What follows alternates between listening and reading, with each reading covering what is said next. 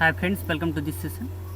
आज हम इस वीडियो में ट्रिपल सी एग्जाम से रिलेटेड कुछ इंपॉर्टेंट क्वेश्चंस के बारे में डिस्कस करने वाले हैं। आज का हमारा जो वीडियो है ये आपका triple C most important questions का जो मेरा सीरीज़ था उसमें उस सीरीज़ का पार्ट 4 है। इससे पहले मैंने इस सीरीज़ की जो 3 वीडियोज़ हैं वो अपलोड कर रखी हैं। बाकी अगर आप चैप्टर वाइज वीडियो चाहते हैं ट्रिपल सी एग्जाम से रिलेटेड अपडेटेड सिलेबस जो आपका न्यू सिलेबस है नाइलेट का, उसके अकॉर्डिंग मैंने सारे चैप्टर्स प्रिपेयर करा रखे हैं। उसे आप हमारे चैनल की प्लेलिस्ट में जाकर के देख सकते हैं। हमारा जो चैनल है वो है माई पर्सन टेक्नोलॉजी।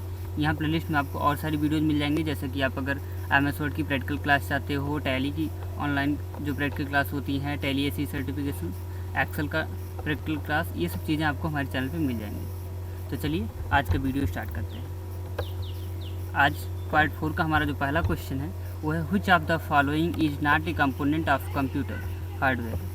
यहाँ पूछ रहा है कि कौन सा कंपोनेंट, यहाँ पे जो कौन सा ऑप्शन है जो आपका कंप्यूटर हार्डवेयर का पार्ट नहीं है। तो वो है आपका, यहाँ पे देख सकते हैं आप माउस, तो ये भी हार्डवेयर होता है, कीबोर्ड, मॉनिटर। यहाँ पे विंडो XP जो है ये हार्डवेयर नहीं बल्कि आपका एक ऑपरेटिंग सिस्टम है। ऑपरेटिंग सिस्टम सॉफ्टवेयर है, यानी कि ये सॉफ्टवेयर का पार्ट है ना कि हार्डवेयर, यानी कि ऑप्शन नंबर डी आपका यहाँ पे सही हो जाएगा। नेक्स्ट है which of the following is an input device.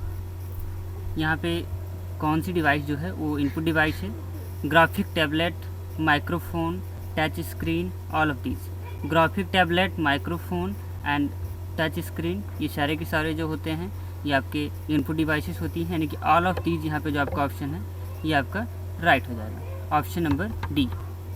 इसके बाद नेक्स्ट देखते हैं हम। आपका नेक्स्ट क्वेश्चन है ROM is referred to as being volatile where RAM is non volatile.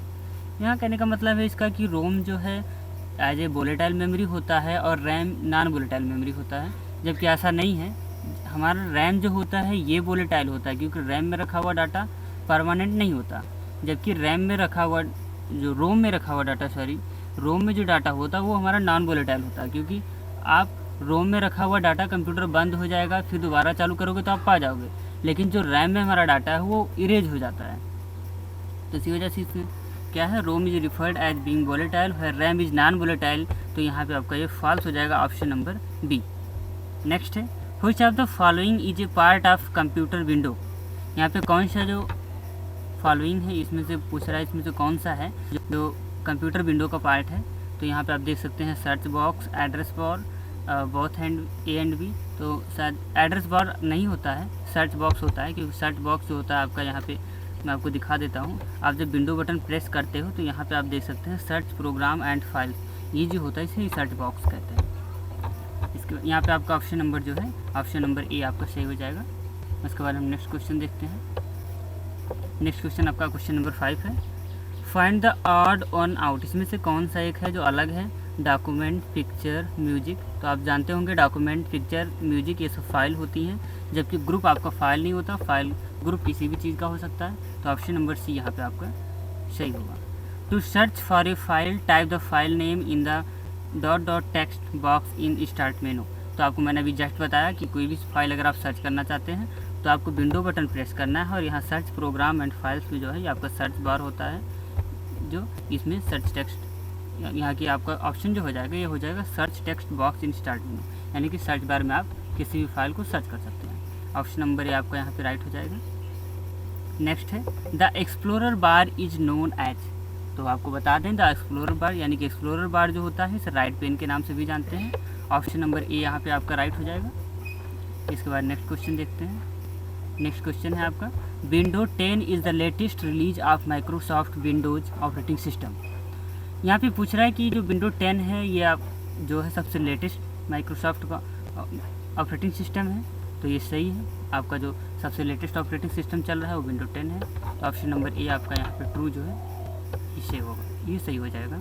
इसके बाद नेक्स्ट हम देखते हैं the control panel other to views R dot dot and dot dot, यानी कि जो कंट्रोल पैनल है उसका कुछ दो और व्यू होता है, दो और तरीके से हम उसे देख सकते हैं। तो वो कौन कौन सा है, large icon view and small icon view. तो यहाँ पे दोनों सी होंगे, बोथ A एंड B, क्योंकि large icon view and small icon view दोनों में हम देख सकते हैं कंट्रोल पैनल को।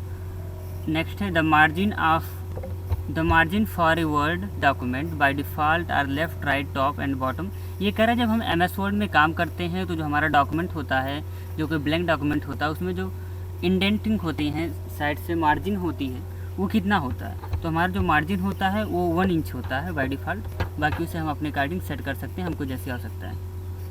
नेक्स्ट है we can not insert a section break in a document. हम सेक्शन ब्रेक नहीं लगा सकते, तो ऐसा नहीं है। Page break, section break, paragraph break, कई तरह के ब्रेक्स ऑप्शन होते हैं। ब्रेक वाला जो मेनू होता है वहाँ पे, तो यहाँ पे आपका ब्रेक ऑप्शन में आप सेक्शन ब्रेक पा सकते हैं, यानी कि आपका ऑप्शन नंबर यहाँ पे जो फॉल्स बी होगा ये होगा, we can not insert a section break in a document, गलत है क्योंकि हम सेक्शन ब्रेक इंसर्ट कर सकते हैं। In MS word you can create a table to display information. आप MS वर्ड में किसी भी इंफॉर्मेशन को डिस्प्ले करने के लिए आप टेबल क्रिएट कर सकते हैं। तो हाँ, ऐसा होता है। हम जानते हैं कि MS एक्सेल में टेबल क्रिएट किया जाता है, लेकिन MS वर्ड में भी आप किसी भी डाटा को दिखाने के लिए टेबल क्रिएट कर सकते हो। वो टेबल उतना कंफर्टेबल नहीं होता वर्क करने के लिए जितना स्प्रेडशीट प्रोग्राम में होता है, क्योंकि स्प्रेडशीट तो टेबल वगैरह पे वर्क करने के लिए बनाया गया है। लेकिन आप अगर आपको वर्क करना है तो आप उसको डिस्प्ले करने के लिए बना सकते हैं। तो यहाँ पे आपका ट्रू जो है ऑप्शन नंबर ए आपका यहाँ पे सेव हो जाएगा। Microsoft dot is an application software that help us to store and analyse data. तो यहाँ पे आपका हो जाएगा माइक्रोसॉफ्ट एक्सेल, ये डाटा को स्टोर करने में और एनालाइज करने में मदद करता है। ऑप्शन नंबर सी यहाँ पे आपका राइट है। By default workbook contain dot worksheet. जो एक्सेल वर्कबुक होता है वो बाय डिफ़ॉल्ट कितनी शीट्स को कलेक्ट करके रखता है, कंटेन करके रखता है, वो होती है 3। जब आप एक्सेल ओपन करते हो तो बाय डिफ़ॉल्ट आपको 3 शीट्स मिलती है। मैं आपको दिखा देता हूँ। आपको सिंपली विंडो बटन प्रेस करना है, माइक्रोसॉफ्ट एक्सेल यहाँ से ओपन करना है। माइक्रोसॉफ्ट एक्सेल जब आप ओपन करेंगे तो यहाँ पे आप देखेंगे बाय डिफ़ॉल्ट आपको 3 सीटें मिलती हैं। यहाँ पे सीटें नहीं दिखाई दे रही क्योंकि शायद इसमें कुछ प्रॉब्लम्स हैं, लेकिन बाय डिफ़ॉल्ट जो सीटें आती हैं वो 3 सीट ही आती हैं। यहाँ पे पता नहीं क्यों एक ही सीट आया। चलिए कोई बात नहीं, फिर हम किसी नेक्स्ट वीडियो में देख लेंगे। नेक्स्ट हम देखते हैं, यहाँ पे आपका ऑप्शन नंबर बी सही होगा। Dot on the tab for the worksheet you want to rename. ये कह रहा है single click, double click, triple click. ये कह रहा है कि कौन सा टैब यहाँ पे आप करोगे, क्लिक करोगे, डबल क्लिक या सिंगल क्लिक, कि आप वर्कशीट टैब पे क्लिक करके वर्कशीट को रीनेम कर सको। तो डबल क्लिक करके आप किसी भी वर्कशीट को रीनेम कर सकते हैं। तो यहाँ आपका ऑप्शन नंबर बी आपका राइट हो जाएगा। इसके बाद नेक्स्ट देखते हैं, we can not insert row in our worksheet. क्या हम अपनी वर्कशीट होती है इसमें रो या कॉलम इंसर्ट नहीं कर सकते? ऐसा नहीं है। हम अपनी आवश्यकता अनुसार अगर हमने टेबल बना लिया और हमको बीच में एक टेबल चाहिए, टेबल में कॉलम चाहिए या हमको एक रो चाहिए, तो हम उसे इंसर्ट कर सकते हैं। तो यानी कि यहाँ पे ऑप्शन आपका फॉल्स, ऑप्शन नंबर बी सही है, क्योंकि हम इंसर्ट कर सकते हैं और इसने कहा है कि we can not insert. Next है आपका, a computer must have the facility to play movie, play sound both and B. यानी कि हम कंप्यूटर में साउंड भी प्ले कर सकते हैं, मूवी भी प्ले कर सकते हैं। तो ऑप्शन नंबर सी आपका यहाँ पे सही हो जाएगा। नेक्स्ट देखते हैं, the first page of website is known है। जो आप किसी भी वेबसाइट को ओपन करते हैं तो वहाँ पे जो फर्स्ट पेज आपको मिलता है वो क्या कहलाता है? तो शायद आप सबको पता होगा, वेबसाइट का जो फर्स्ट पेज होता है उसे हम होम पेज कहते हैं। तो ऑप्शन नंबर ए आपका यहाँ पे सही होगा। नेक्स्ट देखते हैं, the physical component of the computer system are called. जो कंप्यूटर के फिजिकल कंपोनेंट्स होते हैं वो क्या कहलाते हैं? तो आपको पता होगा, द कंप्यूटर के फिजिकल कंपोनेंट्स हार्डवेयर कहलाते हैं। ऑप्शन नंबर बी आपका यहाँ पे सही हो जाएगा। नेक्स्ट देखते हैं, the programs are instructions that tell the computer what to do are known as software. जो आपका प्रोग्राम होता है जो कंप्यूटर को बताता है कि कंप्यूटर को क्या करना है क्या नहीं करना है, वो होता है आपका सॉफ्टवेयर, यानी कि ऑप्शन नंबर बी आपका यहाँ पे सही होगा। नेक्स्ट है आपका question 20 number 1, this part send signal to other parts of the computer to tell them what to do. Computer का कौन सा पार्ट है जो कंप्यूटर के सारे पार्ट्स को सिग्नल सेंड करता है कि उनको क्या करना है? तो वो है आपका CPU। CPU ही जो है सारे इंस्ट्रक्शंस को सेंड करता है। ऑप्शन नंबर सी यहाँ पे आपका सही हो जाएगा। नेक्स्ट देखते हैं, which one is the device that is the brain of computer system. तो तो यहाँ पे आपका जो कंप्यूटर का ब्रेन कहलाता है वो होता है CPU, लेकिन समटाइम CU जो कंट्रोल यूनिट होता है, CPU का पार्ट होता है, उससे कंप्यूटर का ब्रेन कहा जाता है। लेकिन यहाँ पे ऑप्शन वो है नहीं। CPU अगर मिलता है तो आप CPU करेंगे, और अगर आपको CU मिलता है ऑप्शन तो CU करेंगे। इनकेस कभी कभी CPU ऑप्शन नहीं देता, CU देता है, तो लोग कन्फ्यूज हो जाते हैं, तो आपको कन्फ्यूज नहीं होना है। Is the most powerful computer, यहाँ पे dot dot is the most powerful computer, तो आपको शायद पता होगा सुपर कंप्यूटर, मैंने कई जगहों पे बता रखा है। Super computer is the most powerful computer. जो फर्स्ट सुपर कंप्यूटर था, मैं आपकी जानकारी के लिए बता दूं, आप ध्यान से सुनिएगा, जो फर्स्ट सुपर कंप्यूटर था इसे क्रे कंपनी ने, जो फर्स्ट सुपर कंप्यूटर था वो क्रे कंपनी ने बनाया था इन 1976 में बनाया था। उसका नाम था क्रे 1। और अगर कहीं ऐसा क्वेश्चन आता है the first Indian super computer, तो वहाँ पे आपको देना है परम। वहाँ पे हम लोगों का जो इंडिया का फर्स्ट सुपर कंप्यूटर था वो था परम। इसको सीडेक ने बनाया था। सीडेक भी एक कंपनी है इंडिया की। तो आपका यहाँ पे option number dot dot is the most powerful computer, यहाँ पे आपको सुपर कंप्यूटर हो जाएगा। नेक्स्ट क्वेश्चन है which is the weakness of computer. Computer की वीकनेस क्या है? Speed, accuracy. तो स्पीड आप जानते हैं अच्छी खासी होती है कंप्यूटर में, तो ये कंप्यूटर की वीकनेस तो हो नहीं सकती। एक्यूरेसी, ये भी कंप्यूटर का वीकनेस नहीं हो सकता, क्योंकि अगर आप डाटा इनपुट सही करते हो तो आपका आउटपुट सही मिलेगा। जीरो IQ, हाँ जीरो IQ, क्योंकि कंप्यूटर के अंदर IQ नहीं होता, ये सोचने समझने की क्षमता नहीं होती। अगर आपने इनपुट गलत किया तो आपको आउटपुट गलत मिलेगा। रिलायबिलिटी, ये भी कंप्यूटर का एक फीचर है, ना कि वीकनेस। तो यहाँ पे आपका ऑप्शन नंबर जो C है ये सही हो जाएगा। नेक्स्ट क्वेश्चन देखते हैं। The part of a computer that allow the user to view information on a screen. जो कंप्यूटर का कौन सा ऐसा पार्ट है जो इन्फॉर्मेशन को डिस्प्ले कराता है स्क्रीन पे, तो वो है आपका मॉनिटर। यहाँ पे ऑप्शन नंबर डी आपका जो होगा वो डी सही होगा। ऑप्शन नंबर डी मॉनिटर, यहाँ पे आपका ऑप्शन नंबर डी मॉनिटर से होगा, क्योंकि मॉनिटर ये स्क्रीन प्रोवाइड कराता है जिसमें हम सारे इन्फॉर्मेशन को देखते हैं। This part send signal to other part of the computer to tell them what to do. जो कौन सा ऐसा पार्ट है जो कंप्यूटर के सारे पार्ट्स को सिग्नल देता है, वो है आपका CPU। यहाँ पे ऑप्शन नंबर आपका ए सही होगा। This memory is for short term storage and is lost when the computer is turn off. कौन सी मेमोरी होती है जो शॉर्ट टर्म स्टोरेज के लिए यूज की जाती है और ये अपने डाटा लॉस्ट हो जाता है, इसका रखा हुआ डाटा लॉस्ट हो जाता है जब हम कंप्यूटर को टर्न ऑफ करते हैं, तो वो है हमारा रैम। यहाँ पे ऑप्शन नंबर बी आपका सही हो जाएगा। इसके बाद नेक्स्ट देखते हैं। This part allow the user to hear information from the computer. कौन सा पार्ट है कंप्यूटर का जो इंफॉर्मेशन को सुनने में काम आता है? अभी हमने देखा मॉनिटर स्क्रीन पे दिखाता है, लेकिन सुनने के लिए अगर यूज किया जाता है जो, वो है आपका स्पीकर। आप स्पीकर से कोई भी साउंड सुनते हैं, यानी कि इंफॉर्मेशन को सुन सकते हैं। ऑप्शन नंबर डी आपका यहाँ पे सही हो जाएगा। इसके बाद नेक्स्ट क्वेश्चन देखते हैं। Which of the following is an example of non volatile memory. Non volatile memory का एग्जाम्पल यहाँ पे कौन सा है? वो है आपका रोम, ना कि रैम। तो रैम एक वोलेटाइल मेमोरी होता है क्योंकि इसमें रखा हुआ डाटा टेम्परेरी होता है। नेक्स्ट है which of the following is unit of measurement use with computer system. Which of the following is unit of measurement used with computer system? Which of the following is unit of measurement? तो यहाँ पे आप देख सकते हैं bite, megabyte, gigabyte, यानी कि यह पूछ रहा है कौन से मेजरमेंट्स इसमें हैं जो कंप्यूटर सिस्टम द्वारा यूज किए जाते हैं। तो आपका बाइट भी है, मेगाबाइट भी है, गीगाबाइट है, यानी कि ऑल ऑफ द अबव जो है ये कंप्यूटर के मेजरमेंट हैं, कंप्यूटर सिस्टम इसे यूज करता है। 1000 bytes represent a megabyte, gigabyte, kilobyte, none of the above. अब कभी कभी आपको लगेगा कि 1000 बाइट्स यानी कि ये हो सकता है किलोबाइट को कह रहा हूँ, क्योंकि 1024 बाइट्स यानी कि 1024 बाइट का 1 किलोबाइट होता है।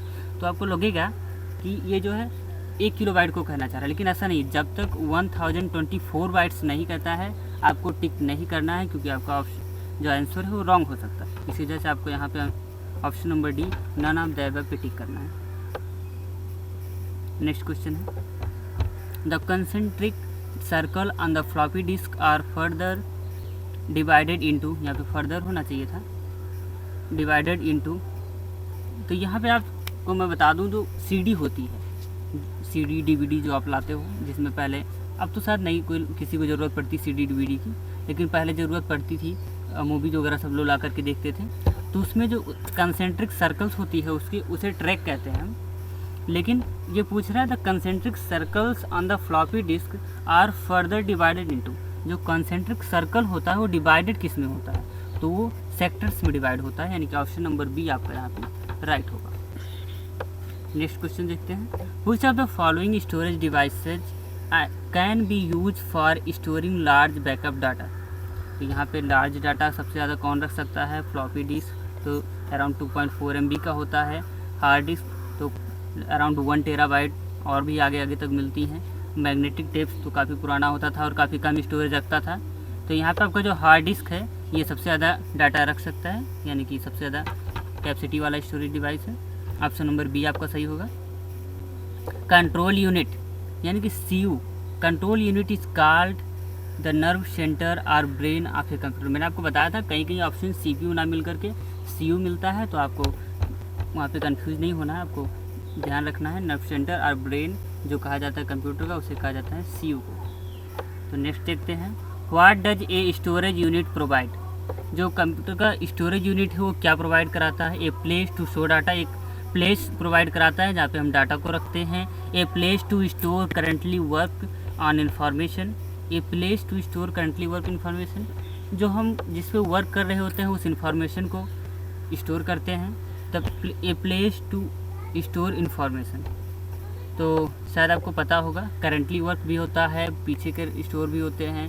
तो यहाँ पे the place to store information यानी कि हमको इन्फॉर्मेशन रखने का स्टोर प्रोवाइड कराता है, यानी कि ऑप्शन नंबर सी आपका यहाँ पे सही है। तो नेक्स्ट क्वेश्चन देखते हैं 36, what are the 4 basic component of computer. यहाँ पूछा है कंपोनेंट के 4 बेसिक कंप्यूटर के जो 4 बेसिक कंपोनेंट हैं वो कौन कौन से हैं। तो यहाँ पे आप देख सकते हैं input device, output device, printing and typing. तो ये तो है नहीं क्योंकि प्रिंटिंग टाइपिंग कोई कंपलसरी नहीं है। Processing input, processing unit, input output device, यहाँ पे आई का मतलब इनपुट है, ओ का मतलब आउटपुट डिवाइस। स्टोरेज डिवाइस भी कोई कंपलसरी नहीं है।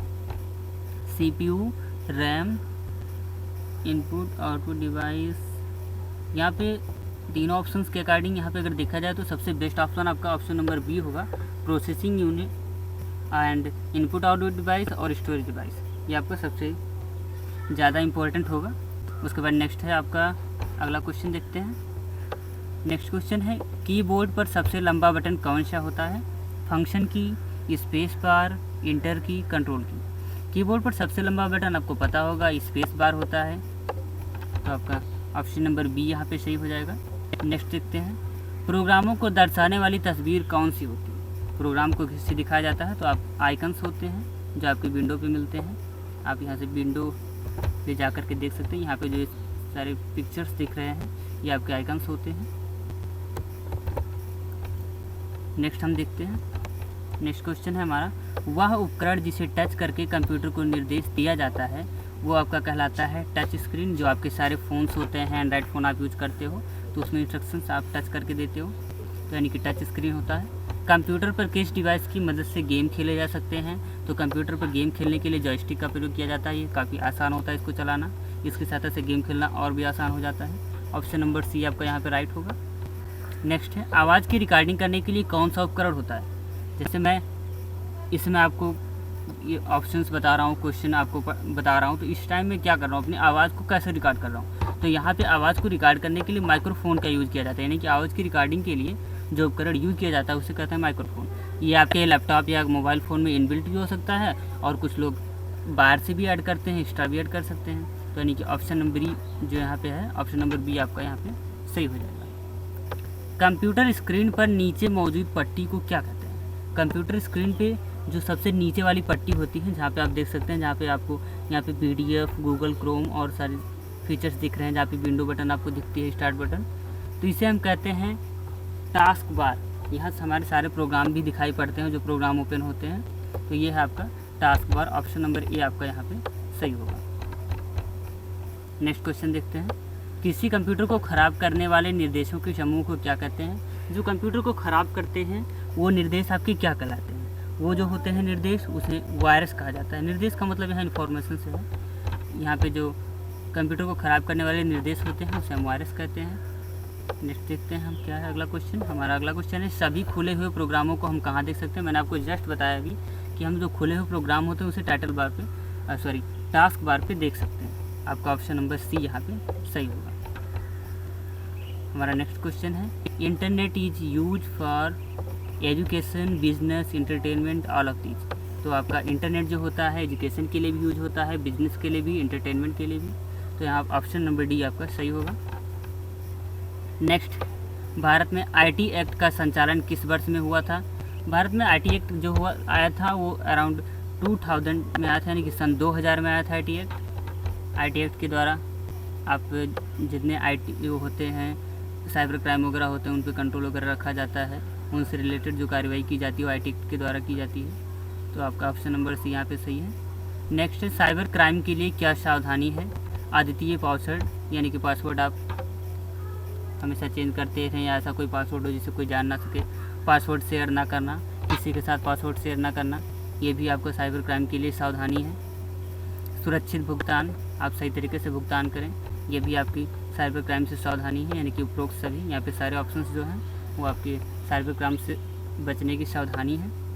एंटीवायरस डॉट हो सकता है। आपका अगला क्वेश्चन है एंटीवायरस क्या हो सकता है। तो एंटीवायरस एक सॉफ्टवेयर भी हो सकता है और एक ऑनलाइन एप्लीकेशन भी हो सकता है। यानी कि option number A and B, यानी कि ऑप्शन नंबर सी जो है आपका यहाँ पे वो आपका सही होगा। नेक्स्ट क्वेश्चन है इंटरनेट चलाने के लिए प्रयोग होने वाला सॉफ्टवेयर है। तो इंटरनेट चलाने के लिए जो सॉफ्टवेयर प्रयोग होता है उसे हम कहते हैं web browser. Option number B आपका यहाँ पे सही हो जाएगा। इंटरनेट का प्रयोग डॉट में होता है। तो इंटरनेट का प्रयोग सरकारी कार्यालय में भी होता है, व्यापार में भी होता है, स्कूल में भी होता है।